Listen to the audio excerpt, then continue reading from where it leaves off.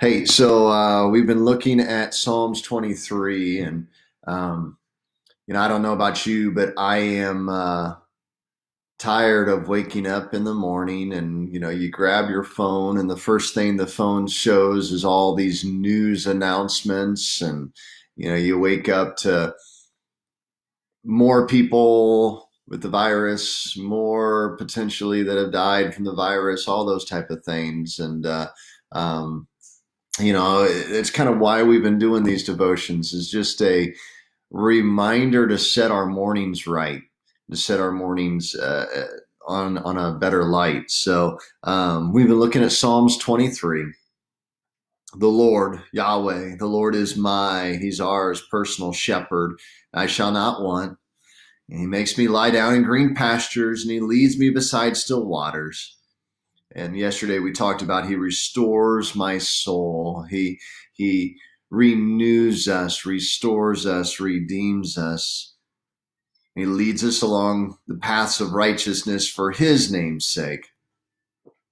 And then comes to the verse that everybody loves, right? It's verse 4.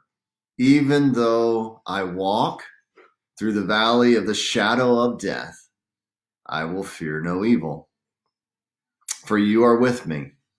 Your rod and your staff, they comfort me. So, it starts out this, even though I walk, it's not a suggestion. It's not a, if it happens, it's when we walk.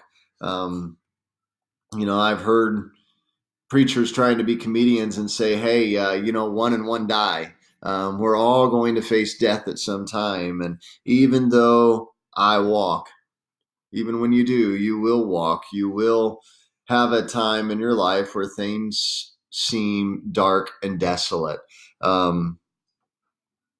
Sometimes it feels like the valley of the shadow of death, even when it's not death's door. For some, that can be a deep, dark depression. Maybe you're on day whatever of quarantine and you are going nuts. Our family, we've done 3 puzzles already. It's like we don't want to watch TV all the time. We're not binge watchers. We've done puzzles. We've played games. We're trying to do anything and everything to keep our minds on other things and not to go stir crazy because I go stir crazy very easily. I want to be in the car. I want to be going somewhere. I want to be, out and about. And I'm enough of a relational person that I miss that. I love that. And some of you are that way. Others of you are okay with shutting the door, locking out the world, and curling up with a good book for a week and a half and not coming out. So kudos on you. But, this verse tells us that even though we walk through the valley of the shadow of death, even though you come across those times that are deep and dark, it's kind of a misnomer. We sometimes in the church don't talk enough about the dark night of the souls. That's what St. John of the Cross called it. The dark night of the soul, those times where our prayers feel like they're hitting the roof and they're bouncing back at us. Those times when it seems like God just is not answering our cries. Those times when we aren't hearing the voice of God for whatever reason. We've shut him out. We've shut it out. We aren't listening to him. We aren't hearing him properly or the way we had before. And those can be these valleys of the shadow of death at times. They can be times where, I don't know, if we're not careful, we begin to question our assurance. We begin to question, is God real? We begin to doubt. And that's what Satan loves, is to create doubt in our mind. These valleys of the shadow of death can be disillusionments. They can be when suffering and sickness and illness come along, like we're facing now with some individuals. They can be when death and divorce, job loss, and we can begin to sit and question why. And it's okay to question why. It's okay to holler at God a little bit. God's big enough and he can take it. God's shoulders are broader than my shoulders. God's shoulders are the ones that bear up the entire universe, even in the midst of our chaos. He cares, he loves, and he is with us when we walk through the valley of the shadow of death. And so because of that, because he's a shepherd, he's a good shepherd, because he's the one who makes us lie down by the green pastures, he's the one who leads us by still waters and promises that, he's the one who restores our soul. He's the one who will get the glory for his name's sake, because it's all about him. Because of that, we can fear no evil. So it's not easy to not fear evil. It's easy to fall apart. This past Sunday, I shared a story of going ziplining at Lake Atitalian in Guatemala, and some of that fear and that anxiety, and I did not want to go down. And yet I'm the leader of the trip, and I'm like, oh, this is going to be horrible if I chicken out. I've got to do this. And I'm standing there on the ledge, and I do the mistake of looking down. We're 600 to 800 feet up. We've climbed up this mountain ledge. The steps are all broken, and I'm going, okay, if these steps are broken, is the rope and harness safe? And I'm in Guatemala. This isn't America. I mean, people die in America ziplining, and how safe is this? And all these fears and all these doubts and all these worries start to plague my mind. And yet I stood on that platform and I took a step. It was a small step. It wasn't a lunge. It wasn't a leap, but I stepped off the platform and soared through the air on the zip line, staring out at the lake. It was beautiful. And by the time you get done, you'll want to do it again and again and again.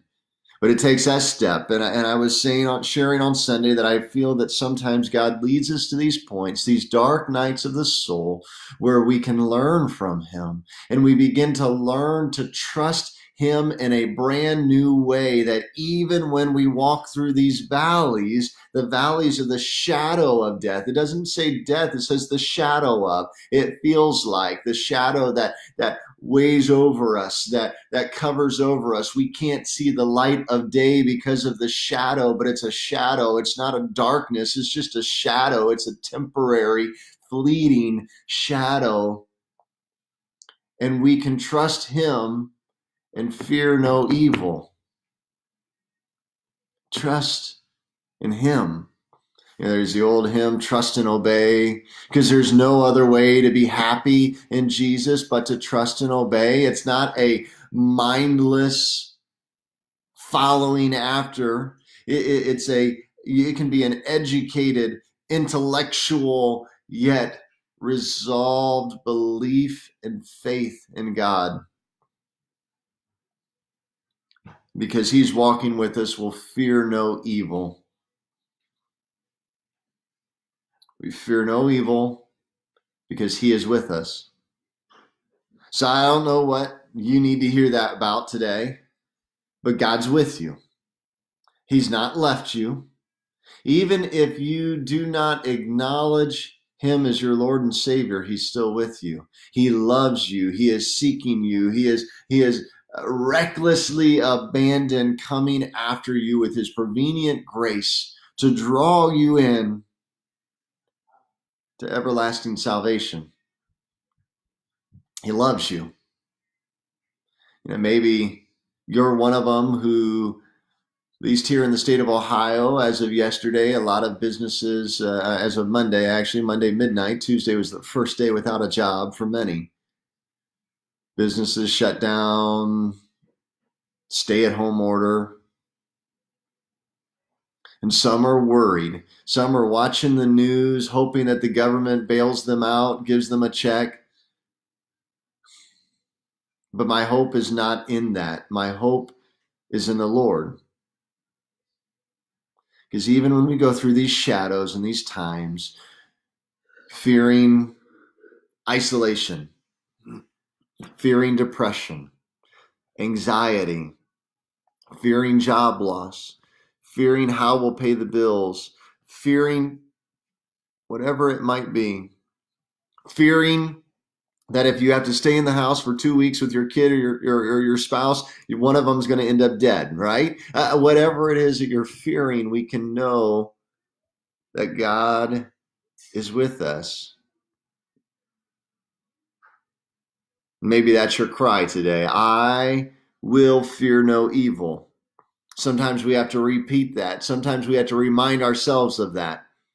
When we're in the most afraid, we will say, I will fear no evil. Now, it seems kind of like an oxymoron because we're afraid in that moment, but I will fear no evil.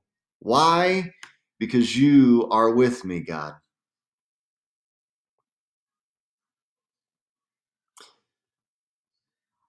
Yeah, every time as a child that I would have a nightmare or be afraid, and my mom would come in and she would always quote one verse to me. At times it felt like it was, oh, I'm being stupid for being afraid. And that's not what she meant. But, the verse was that for God has not given us a spirit of fear, but a power and love and a sound mind. And can I tell you that verse has stuck with me for decades, 40 years. 40 years that I have remembered that verse every time I'm tempted to be afraid. So remember today that you can fear no evil because God's with you. He's on your side. He won't leave you and he won't abandon you. He never has and he never, ever, ever, ever will. Praying for you in this time. If you need anything, text, call, email, comment. We are here to pray with you, pray for you, and lift up you and your family, regardless of whether you're a part of our church or not. Love you all. Have a great day.